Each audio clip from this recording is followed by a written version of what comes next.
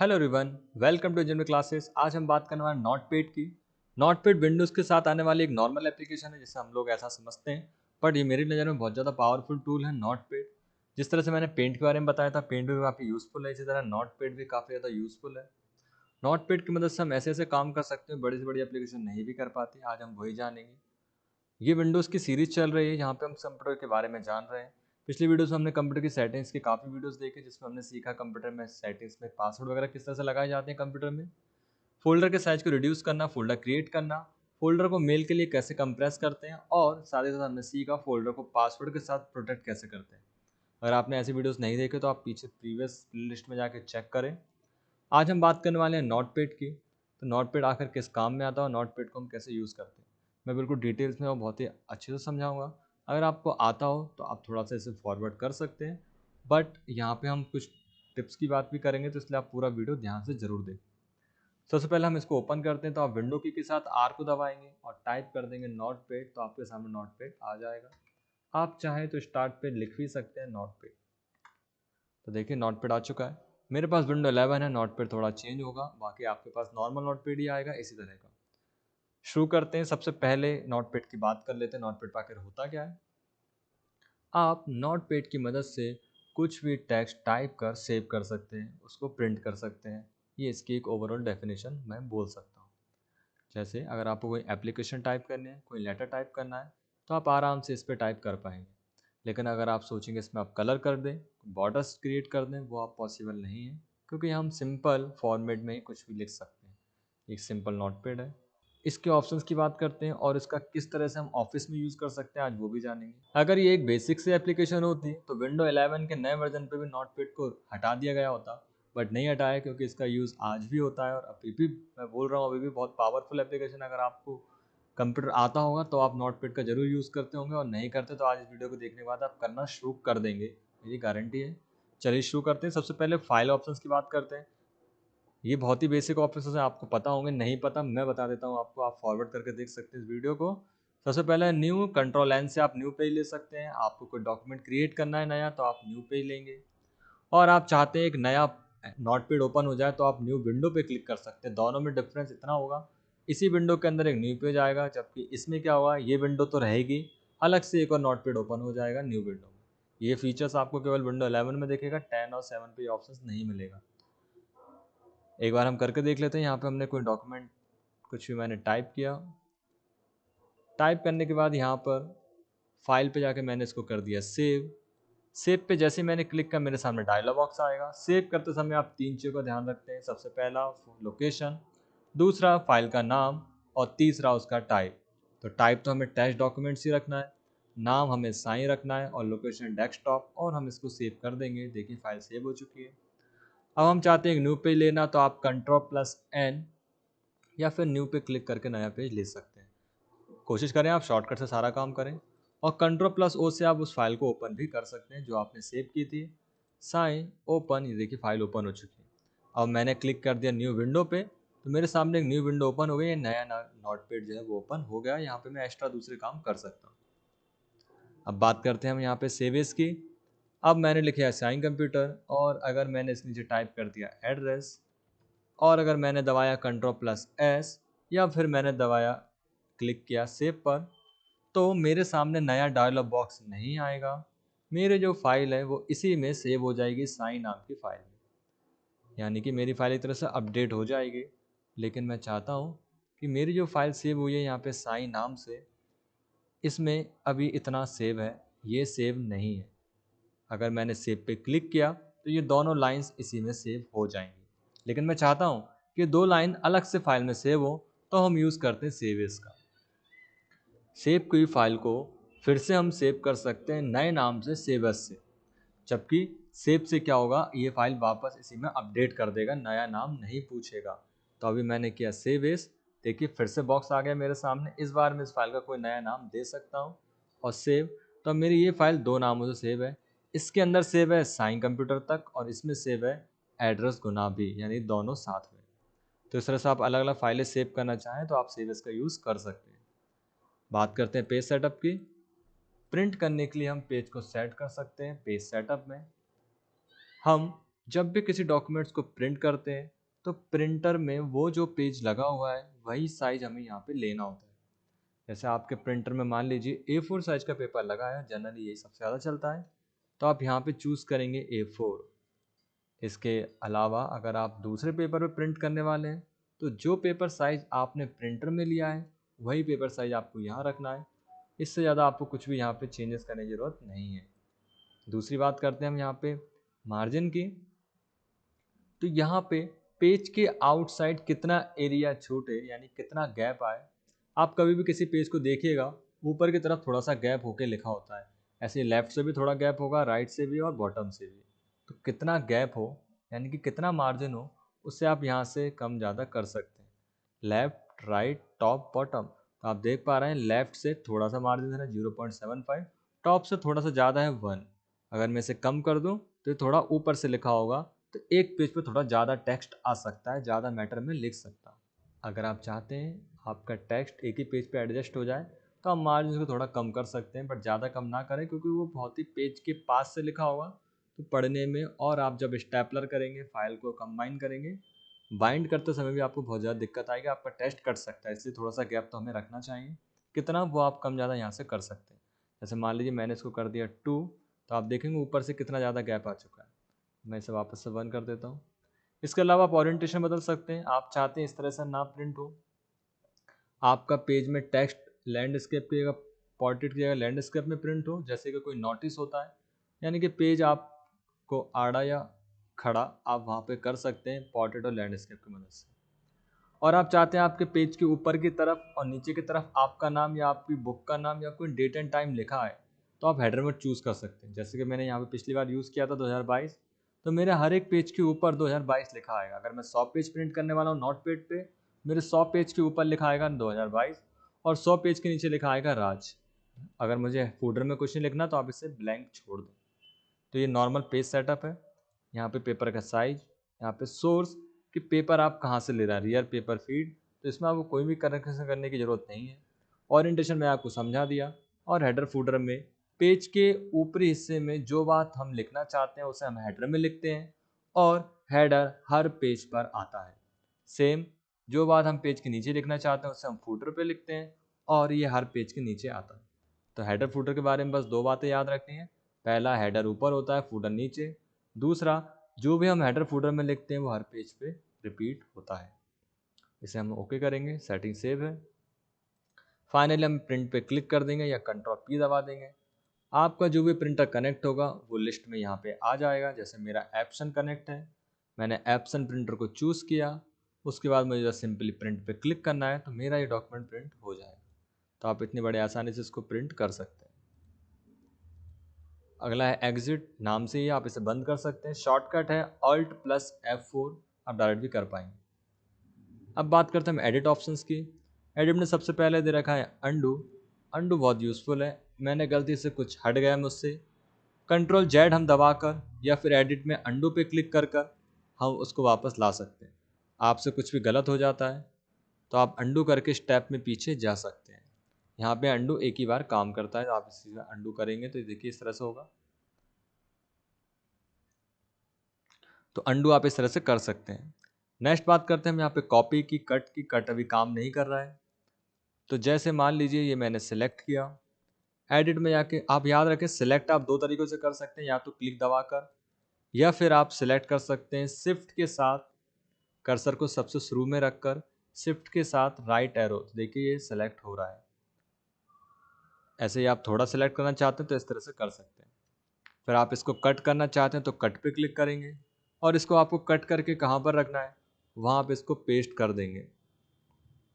तो देखिए ये आ चुका है। ऐसे ही सिलेक्ट किया, Ctrl+C यानी कि कॉपी और Ctrl+V यानी कि पेस्ट। कॉपी और पेस्ट आप Ctrl+C और Ctrl+V से कर सकते हैं और कट Ctrl+X से। तो जैसे मान लीजिए, फिर से मैं एक बार करके बताता हूँ, इसको मैंने सेलेक्ट किया Ctrl+X तो ये कट हो चुका है। कहाँ रखना है, यहाँ पे Ctrl+V तो ये पेस्ट हो जाएगा। और इसी तरह इसको मुझे यहाँ से हटाना नहीं है, बस कॉपी करना है, तो सिलेक्ट Ctrl+C और यहाँ पर रखना है Ctrl+V। देखिए तो कट के बाद भी पेस्ट करना है और कॉपी के बाद भी पेस्ट।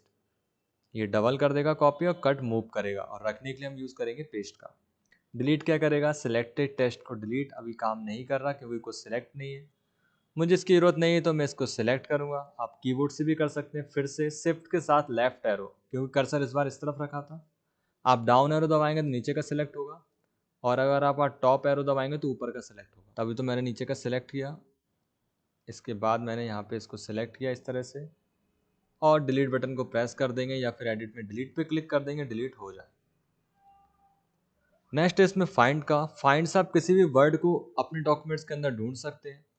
जैसे कि आपके पास कोई पीडीएफ फाइल है या आपके पास कोई मेल आया जिसमें बहुत सारा टेक्स्ट लिखा हुआ है, आपके पास इतना टाइम नहीं कि आप पूरी फाइल पढ़ें, लेकिन आप उसमें कुछ इंपॉर्टेंट ढूंढना चाहते हैं। जैसे आपके पास कोई प्रपोजल आया तो आप देखना चाहते हैं मेरे कमीशन की बात उसमें कहाँ लिखी गई है, तो आप कमीशन वर्ड को फाइंड कर सकते हैं। अभी यहाँ पे कोई भी ज़्यादा टेक्स्ट लिखा नहीं हुआ, अगर आप यहाँ पे बहुत सारा टेक्स्ट लिख लेते हैं, मैं यहाँ पे कुछ टाइप कर देता हूँ। अब मुझे इसमें कोई वर्ड अगर ढूंढना है तो यहाँ पे ढूंढ सकते हैं। जैसे मुझे इसमें ढूंढना है कि साइन कहाँ लिखा हुआ है, ऐसे हम ढूंढेंगे बहुत टाइम लगेगा। मैं कंट्रोल F दबा सकता हूँ या फाइंड पे क्लिक कर सकता हूँ। यहाँ पे मैं टाइप करूँगा साइन, और नीचे की तरफ ढूंढना है तो डाउन, ऊपर की तरफ ढूंढना है तो अप पे क्लिक करेंगे। तो मैंने क्या, अप, देखिए साइन लिखा हुआ है, और कहाँ लिखा हुआ है, ये बोल रहा है बस एक ही जगह लिखा है। अब मैं डाउन पे क्लिक करूँगा तो एक जगह यहाँ भी लिखा हुआ है। ओके, तो मेरे पास दो जगह साइन लिखा हुआ है। कर्सर अगर आपका यहाँ रखा है तो आप अप पे क्लिक करेंगे तो एक ये लिखा हुआ है, एक ये लिखा हुआ है, बस। और अगर कर्सर ऊपर रखा है तो आप नीचे की तरफ से ढूंढना शुरू कर सकते हैं फाइंड से। फाइंड, फाइंड नेक्स्ट एक ही होते हैं। आप फाइंड से वो लास्ट वाला वर्ड जो आपने टाइप किया था वही फाइंड करेगा, F3 से शॉर्टकट कर सकते हैं। फाइंड प्रीवियस में पिछला वाला जो वर्ड है वो ढूंढ सकते हैं। आप फाइंड को याद रखें। रिप्लेस में हम किसी भी वर्ड को रिप्लेस कर सकते हैं, ये भी बहुत ज़्यादा यूजफुल है। आपने कोई डॉक्यूमेंट टाइप कर दिया MS वर्ड पे या कहीं पर भी, आप कंट्रोल H दबाएंगे, रिप्लेस आपके सामने होगा। मुझसे गलती हो गई, क्या गलती हो गई, पूरे मैटर में KS नहीं लिखना था, मुझे लिखना था, जो भी आपको टाइप करना था वो आप यहाँ पे चूज कर सकते हैं। जैसे मैंने टाइप कर दिया, मुझे लिखना था यहाँ पे किंग, तो पूरे मैटर में KS हट के किंग्स हो जाएगा। अगर मैंने किया रिप्लेस तो एक KS हटेगा और रिप्लेस होके किंग आ जाएगा। बट रिप्लेस ऑल किया तो पूरे टेक्स्ट में जहाँ भी KS होगा सब हट के रिप्लेस ऑल हो जाएगा। तो रिप्लेस ऑल किया मैंने, अभी तो यहाँ एक ही जगह था, देखिए किंग्स हो चुका है। किसी भी वर्ड को आप चेंज कर सकते हैं। जैसे पूरे मैटर में C की जगह पे मुझे लिखना है 7 और मैंने क्या रिप्लेस, तो बोल रहा है इसको चेंज करना है कि हम बोलेंगे करना है। जैसे ही रिप्लेस करेंगे देखिए 7 हो गया। फिर पूछ रहा है एक C यहाँ लिखा हुआ है, इसको भी करना है क्या, नहीं करना, तो आप इसे ढूंढ सकते हैं फाइंड नेक्स्ट करके, सर्च करके, या फिर आप पूरा बदलना चाहते हो रिप्लेस ऑल कर सकते हैं।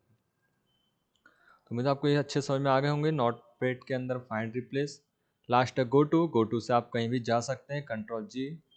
जाने से मतलब यहाँ पे लाइन से है, जैसे मैंने लिख दिया 7, ओके, तो आपका कर्सर 7th लाइन पे आ जाएगा। 1 2 3 4 5 6 और ये 7। आप डायरेक्ट क्लिक करके भी जा सकते हैं, बट आपको अगर यूज़ करना हो तो आप इसको भी कर पाएंगे। ये तब काम में ज़्यादा आता है जब आप कोई कोड लिख लेते हैं। अभी मैं आपको समझाऊँ कोड के बारे में भी।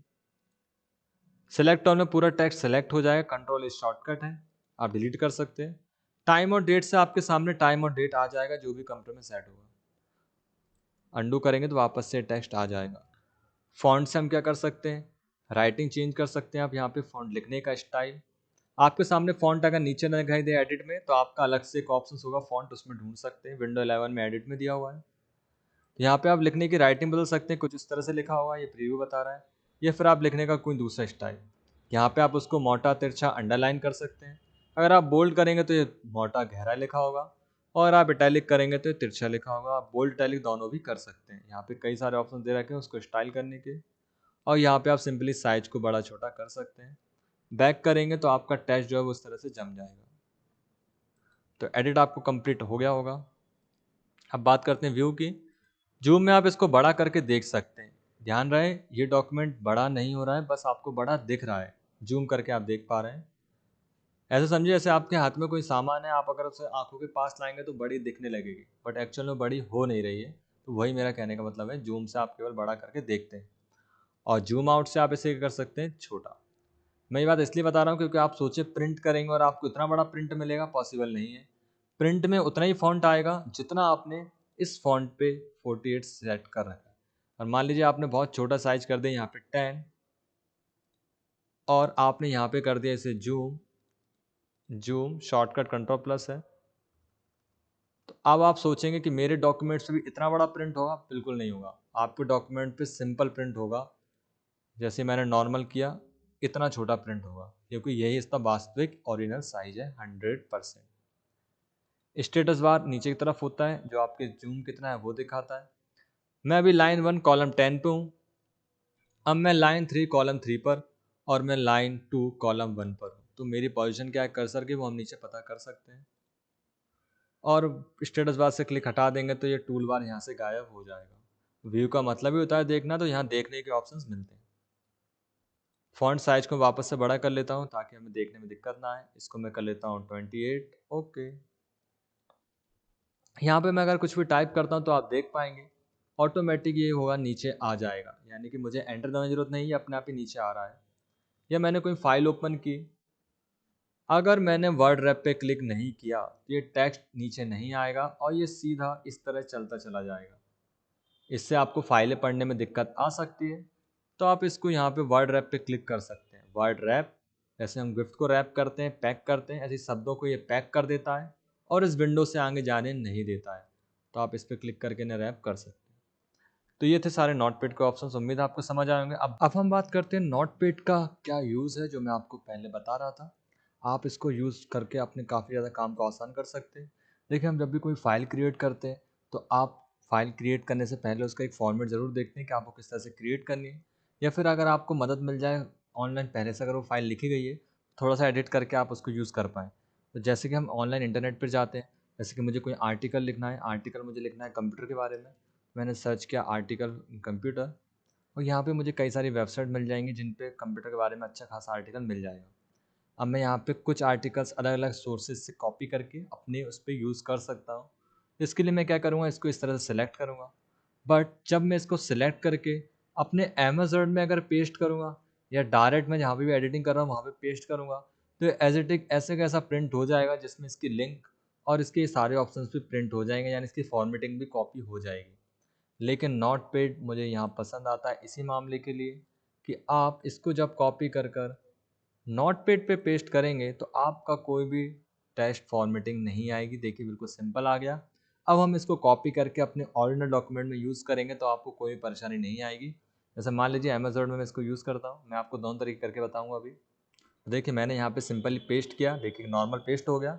बट वहीं अगर मैं इसको डायरेक्ट कॉपी करके अब मैं नोटपैड वर्ड पेड पर जाकर पेस्ट करता हूँ, तो देखिए पूरी फॉर्मेटिंग कॉपी हो रही है। तो ये काफ़ी ज़्यादा परेशानियाँ देता है। तो आप इंटरनेट से अब कुछ भी कॉपी कर पाएंगे, नोटपैड में पेस्ट करके आप उसे यूज़ करो, आपको कोई भी दिक्कत नहीं आएगी। ये इसका पहला यूज़ है। अब बात करते हैं इसके दूसरी यूज़ की। तो आप फाइलों को यहाँ पे इसमें आप कोड भी लिख सकते हैं, यानी कि आप इसको ऐसा कोड एडिटर के रूप में भी यूज़ कर सकते हैं। यहाँ पे आप HTML के कोड एडिट कर सकते हैं, HTML का कोड लिख सकते हैं, पाइथन का, C++, जावा का, क्योंकि ये सभी कोड को एक्सेप्ट करता है। और फाइल को आप सेव कर सकते हैं उसके एक्सटेंशन से। जैसे आपने यहाँ फाइल सेव की ss.html, तो फाइल वेब पेज के रूप में ओपन होगी। ऐसे ही आप यहाँ पे अगर यूज़ करते हैं XLS, तो ये फाइल जो है वो ओपन होगी एक्सेल के अंदर, अगर आपने कोमा सेपरेट वैल्यू यूज़ की। मेरा कहने का मतलब है आप दूसरे फाइल्स को भी यहाँ पे आराम से एडिट कर पाएंगे। लैंग्वेजेस की बात करें तो ये कोड एडिटर भी है। इमरजेंसी केस में आप कोड एडिटर में नोटपैड का यूज़ कर सकते हैं। बाकी अगर आपको कोड लिखना ही है तो आप सॉफ्टवेयर का यूज़ करेंगे। बट अगर आपके कंप्यूटर में सॉफ्टवेयर नहीं है और आपको जनरली बस थोड़ा सा कोड एडिट करना है, तो आप नोटपैड पे आ सकते हैं। MS वर्ड इन सब पे आप कोड एडिट नहीं कर सकते। तो इसके दो यूज़ सबसे ज़्यादा यूज़फुल हैं। इसके अलावा आप नोटपैड को कैसे यूज़ करते हैं कमेंट करके ज़रूर बताएं। अगली वीडियो में बात करेंगे वर्डपैड की। उम्मीद है आपको वीडियो पसंद आया होगा। Thanks for watching.